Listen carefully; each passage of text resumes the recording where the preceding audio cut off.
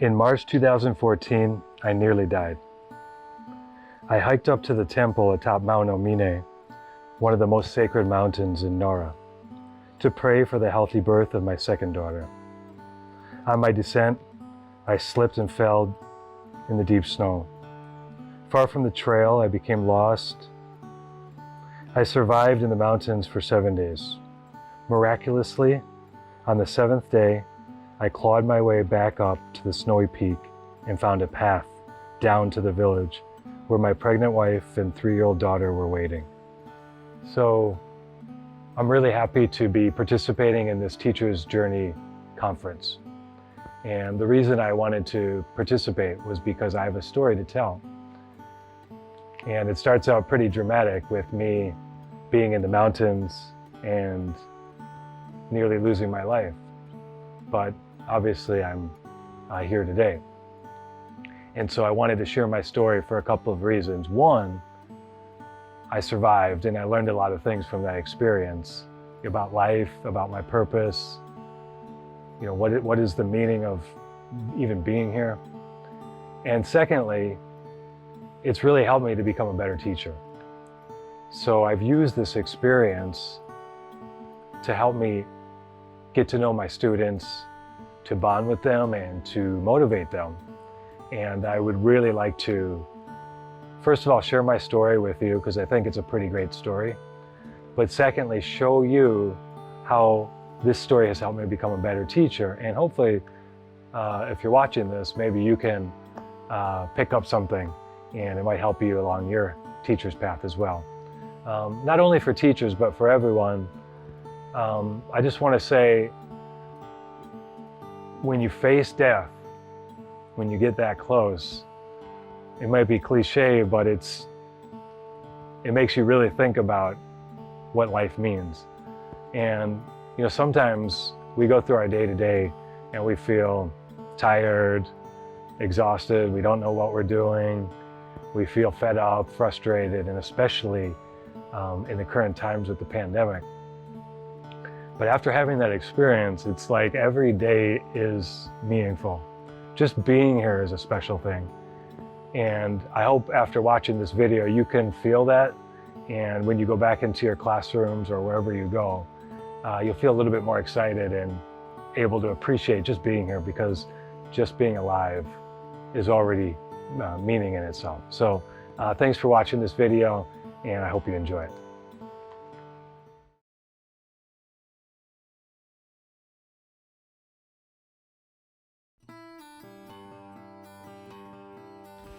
Okay, so what happened? Well, back in March 2014, I came to this village, Blodgett, and your mom was pregnant with Margie, 8 months pregnant with Margie, and I came here to go to the top of Mount Omine, which is in the distance from here. And there's a temple at the top, and I went up there to pray for her healthy birth. I did the same thing for you when you were in your mother's tummy. And everything was great. The weather was really nice that day. I went up to the top and I prayed. I stood at the temple and was feeling really good about the start of our new family, which was going to be 4 people. And then as I was coming down the mountain, I have to mention there was a lot of snow that day because it was March. There was a couple of meters in the mountains, and I came to a spot where there was a kind of wooden staircase, and it was broken. And so I had taken this trail a couple of times before and knew there was one more path to the right. And so I thought, okay, I better avoid this broken stairs. And I went a little bit to the right and I was walking, and at that point I slipped and started falling down the mountain. And I got to this point where I was just hanging there. So I fell about 70 meters or so, and I was just hanging there. And looking back up where I came from and hoping I could get back up. And at that moment, I slipped and fell again, and this time I really tumbled down the mountain. And at that moment, I thought it was all over. But luckily I somehow came to a stop and kind of tumbled into this little mountain stream. And I looked up and I thought there's no way back up for me. So there's a stream here. If I work my way down, it's got to lead down to the village or a nearby village. So I started working my way down this frozen stream, little by little by little. And after a long time, making a lot of progress, I thought, I came to a point where there was a sudden drop off. It was this waterfall. I almost kind of went over the edge and my heart started beating really hard because now I knew I couldn't go down that way. You didn't have any rope? Didn't have anything like that. I just had, my clothes that I was wearing. I mean, I just planned to go up the mountain, pray for Margie's birth, come back down and, go to the hot spring and then take it easy. But so now I'm at that waterfall and there's nowhere to go. And I'm starting to panic a little bit because I knew I couldn't get up. I know I couldn't get down. I backtrack up to this little spot. It's almost like a little hill in the mountains. And I stand there and I say, just gather your thoughts. I started taking off my wet clothes. I started looking around and surveying the ground and thinking, okay, I had this small Ziploc bag of almonds. I have a little bit of food. A little bit of dates were in there. And that's about it. So I thought, I got some food. I better hold on to that. And I start turning in a circle, like a 360 degrees, looking and looking and looking. And Daddy, as you know, has bad eyesight, but I look down into the trees, probably, let's say 100 meters down. And I see something that resembles like a house, a cabin or something.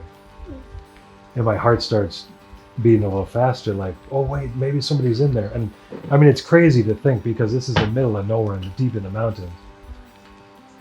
And as I get a little bit closer, I realize this is some broken down shelter and there's nobody there. But I thought at least I have some place to get some shelter. So I climbed through this broken window and I sat there, and then I told myself, just get through this night. Just make it through this night. Don't fall asleep. The cold was coming, it was windy, and I said, just get through this night. I just sat there and tried to keep warm as I could and made it through the night. As you know, I ended up spending 6 nights out in the mountains. And there was a rescue squad that came from the volunteer firefighters, the police. They even had some dogs. Daddy, stop saying They had helicopters looking for me. So, my thought while I was out there was, well, I was expected back by Mommy in a couple days. And until then, I just gotta figure my way out if I can. I couldn't. There was just no way out. And I just had to survive. And as you know, later on, Mommy filed a missing persons report, and they set up this team at the police and the local fire brigade, and they all came searching around the town and in the mountains. And I even saw the helicopter. It actually flew right over my head. I stood there. I was waving like, help! Daddy, Gaster! Help! And I was waving and waving, and the helicopter flew right over my head. And it didn't see me, but I had this like burst of optimism, like, I know someone's searching for me. They gotta come back. And Couldn't you light a fire? I didn't have any fire with me, so. Well, I mean, you don't need matches to light a fire. Yeah, I mean, I guess if I had that talent, I would have had a fire, but I didn't. And the helicopters flew over, but then the day started passing and they didn't come back. And it became night, and this was now day 5. And then day 6 came, and I mean, I still felt like people are searching, so I was trying to stay visible. And little by little, I started going up the mountain a little bit, trying to find an even more open spot where they might see me. And I started making some progress actually. There was all these trees. I started grabbing the trees to hold on to help me up, and when I held the tree, I just felt like the tree was trying to help me. This support that, it was no longer just me, that we were working together, and I was feeling really good. And You're going crazy. And then I got to this point, and I thought maybe I might be able to get back up if I can keep going. It wasn't the way that I came, but if I keep going, maybe I can get back up to a trail. And then just as I was thinking that, I got to this point and I slipped, and I really felt this time. It was like I was tumbling down the mountain like a basketball. And there was all these rocks and trees, and I really thought this is the end. And, I had this feeling like I don't even have time to like think about my family and remember all the good times. It just was happening so fast. And I thought that was the end. And then suddenly my foot hit something, and I kind of fell, and I slowed down in the snow, and I kind of checked everything, and I was still alive. And I was like, oh, that was such a close call. I should just go back to the shelter. I shouldn't be moving around. And I went back to the shelter and just waited. But by this point, the clouds were covering the skies, and it started to rain a little bit. And I knew they'd probably call off the rescue. It's already day 6. So I was sitting there in the shelter on the last night. And to be honest, I was kind of... This shelter saved your life, probably. Yeah, I definitely think so. Were your almonds and dates gone by then? I would eat like one almond. That would be a meal, and I just chew on it and try to eat that to get some energy. And they were pretty much, everything was gone. And then I was sitting there, kind of feeling like I can't believe this is it. Like this just didn't seem right to me. This is the end of my life. And here, back in Osaka, my pregnant wife and my 3-year-old daughter, and you, before this moment, me and you were just best buddies, constantly together. And I couldn't believe not only that I wouldn't get to see you again, but what I was really worried about was, time would pass, and then you wouldn't even remember me. And when I thought about that, I just thought, man, this is... So, what about Margie, though? And, we hadn't even met Margie yet. She was still in mommy's tummy. I wouldn't even get to meet our second child. And I was sitting there kind of feeling like giving up. I didn't know what else I could do. And at that moment, I can't explain it, but you appeared in front of me, 3-year-old you. And you said, Daddy. Was it my whole body or just my head? It was your whole body. You were just right in front of me, and you said, Daddy, don't give up. Go off the mountain. And I said, I've tried, but all right, I'll do whatever I can do. I'll go as hard as I can, as far as I can until I die, if that happens, but I'll do whatever I can. So I waited until the next morning, and the weather just got worse and worse. Unbelievable rain, wind. But I said, I gotta go. I can't stay here forever. And so I just, little by little, I started crawling my way up that frozen river and back up the mountain little by little.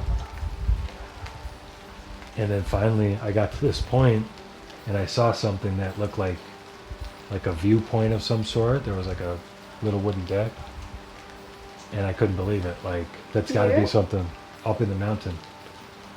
And I climbed over it, and I just kind of fell down and laid there. I was like, the trail has got to be close to here. Worked my way through the snow for a while, and I came to where the temple was actually. And I thought maybe I should just wait here until the next morning. Hopefully the weather will be better, because it would be dangerous to keep moving. But something told me, maybe my instincts or something told me I gotta go. And finally I started working my way down the mountain, and I ended up getting to the trail, back to where those broken steps were. And I took my time, and instead of going right, I went left this time. And I found a trail, worked my way down the mountain, and I got back to the village. And little by little, I walked for a while, and I came to the first house I could see, which happened to be someone I knew, Shinchoku Sensei. And I rang the bell and said, help, help, this is Michael.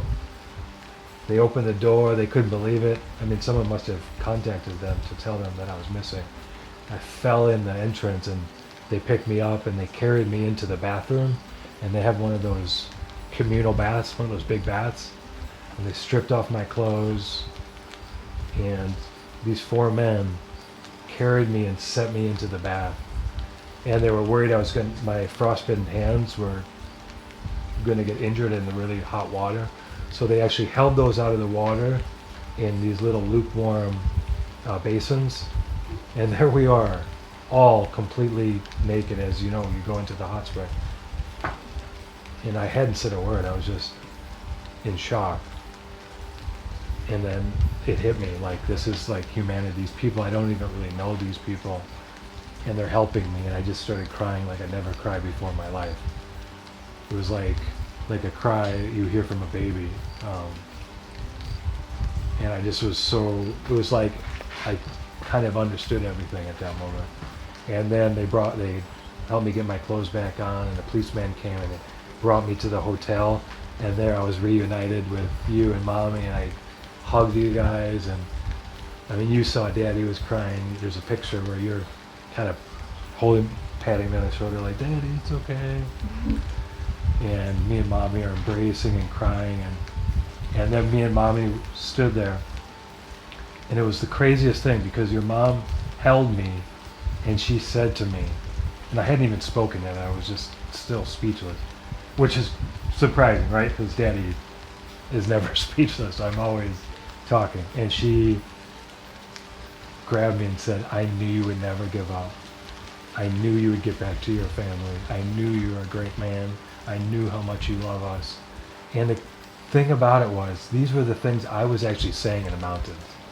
In fact, I would stand there and I would shout it out, I won't give up.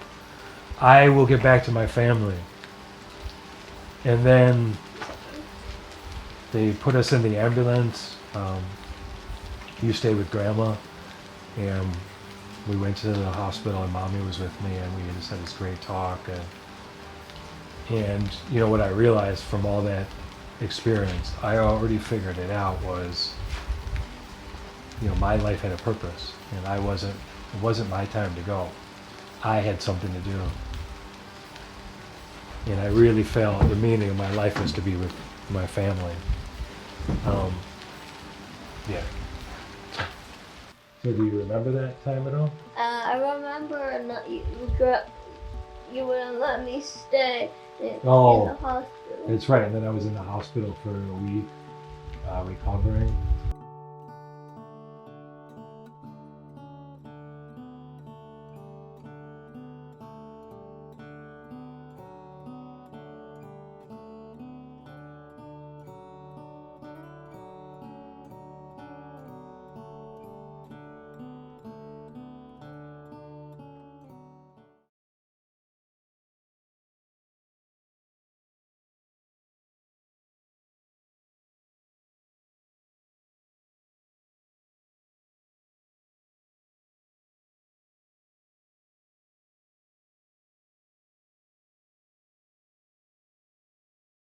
Okay, so now you've seen the part of my mountain survival, you've heard that story, and now I'd like to talk about some of the lessons that I learned. Now, the first lesson I learned was, it's good to have fire. Okay, never mind that. Of course it's good to have fire. I didn't have fire, but let's get to the real lessons here. Number one, gratitude for life. It's already a miracle just to be alive, and once I was in the position that I was maybe not going to make it, the one thing that I desired was to be alive and get back to my family and to continue my life. And so just to be alive is an incredible thing. And so don't take that for granted. Number two, overcoming challenges and perseverance. Life would not be interesting without challenges. When we're faced with challenges, sometimes we struggle and we feel stress and it's hard, but life would not be interesting. It would be static and maybe even boring without challenges. And so I learned from this experience, overcoming big challenges make life what it is, special as it is. But not only big challenges, any challenges that you might be faced with, and I'm sure we all have them in our day-to-day life, perseverance. Don't give up. Sometimes you feel tired or out of it, and what I want to say is just don't give up. And the feeling of overcoming a challenge, even a little one, is a great feeling. Finally, we are all one and not alone. As you probably guessed from this video, I like to talk, and I love being around people, and so being alone is not really my cup of tea. But even out in the mountains, even though I was physically alone, I didn't feel alone. I felt something more than that kind of what I really learned is that we are all one. That includes my family who is looking for me, my friends, the trees around me, the mountain, the birds, all of that. We're all one, we're all together, and we aren't alone, even though sometimes we may feel that we're not. And that's a really good lesson in life. Okay, so from these experiences, I want to be able to apply it to my classes, and I feel like I've done that successfully, and that really starts with storytelling. Whenever I bring up this story in class, the class gets excited and they kind of can't believe it. But storytelling is part of being human. We all tell stories. We've heard stories our whole lives. They go back forever. And that's really about sharing experience so that others can learn from that experience. But one thing I noticed, it also humanizes the teacher. Sometimes it may feel that we're separate, that the students are one thing, the teachers are the other thing, but I don't like to feel that way. I want to feel part of a team. And when I start to share some of these stories, especially this one, I start to see the students looking at me in a different light, not just their teacher, but a fellow human being, and I think that's a really valuable thing. Okay, so now I'd like to talk about one specific lesson plan that I was able to come up with based on some of these storytelling ideas. It's not a new idea per se, but it's something that you could use in your classroom. I think many teachers are familiar with the 2 truths and a lie activity, and I love this one. Why? Because it's about storytelling. So oftentimes when I start with my classes in the beginning of the year, I might do this as an introduction. Rather than just a standard, hello, my name is Michael, I prefer to tell some stories. And so I will tell 3 stories and have the students try to guess which one of those 3 is false. And I always include this mountain story. I try to make the other 2 stories great as well, but I of course include the mountain story. And when I ask them to vote which story they believe is the lie, 99% of the time they choose my mountain story. They just can't believe it. And so when I reveal that that's really my experience, they're all like, huh, really? They can't believe it. And then all these questions start coming, and it's a great atmosphere in the classroom. And I usually don't say much. I'm just like, and that's it, let's move on. And so they're like, wait, you can't stop here. And I kind of leave a cliffhanger, and then sometimes pick up that theme in other classes. But after sharing this story, they're really excited, and then I ask them to come up with 3 stories of their own. Now, I don't expect the same level as I'm coming up with, but I give them class time, usually the rest of that class, to prepare their stories. And then I say at the beginning of the next class, you are going to be put with a partner or in a small group and share your stories. And they look a little apprehensive at first, but they really get into it. And then at the next class, they share their stories, and I kind of walk around and listen to some of them and participate. And the stories are great. And it's great because they get to know each other, and I get to know them. And as I mentioned, it really humanizes each other, that we're all storytellers, we're all humans. But I don't stop there, and this is where you can go a step further. So this could be, rather than just one lesson, this could be multiple lessons depending on the class. And so in certain classes, I'll get into storytelling in itself and how that's a really valuable skill.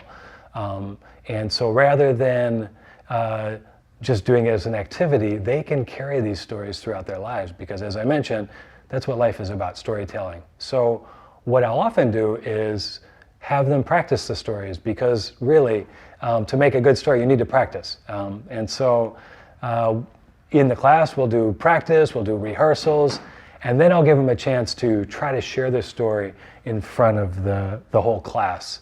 And again, there's some nerve-wracking moments, but they usually feel really good afterwards, especially since they practiced. And when the reaction of the audience is great, makes them feel good. So there's a challenge there in doing it, but once they get good at it, they really enjoy it. And the point I make, the most important point, is that they can use these stories throughout their lives and they'll be valuable. So by practicing now, keep that story, and that way when you meet someone new, for example, if some of these students travel overseas and study or work in an English-speaking environment, they have that story prepared so that when they meet people, they have something interesting to say right away.